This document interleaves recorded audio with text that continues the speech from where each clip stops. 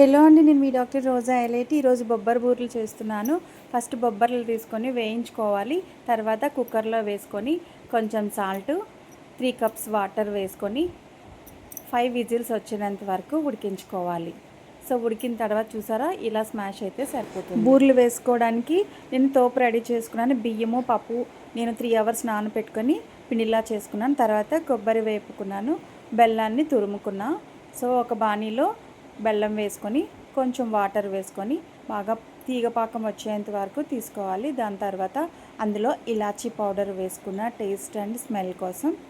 తర్వాత మనం ముందుగా మిక్సీ చేసుకున్న బొబ్బరి పప్పు, కొబ్బరి వేసి బాగా ఉడికించుకొని చల్లారిన తర్వాత ఇలా ఉండలు చేసుకోవాలి. సో ఎవరైనా ఈజీగా చేసుకోవచ్చు అండి, చాలా టేస్టీగా ఉంటుంది. ఇలా ట్రై చేయండి ఎవరైనా ట్రై చేయాలనుకుంటే. చూసారా, ఈజీగా బొబ్బరి పిండిని ఆ బాల్స్ చేసుకున్నాక దాన్ని పిండిలో వేసుకొని నూనెలో వేసుకోవడమే. సో చాలా ఈజీ అండి ప్రాసెస్. దీన్ని గోల్డెన్ బ్రౌన్ కలర్ వచ్చినంత వరకు తీసుకొని పక్కన తీసుకొని సర్వ్ చేసుకోవడమే.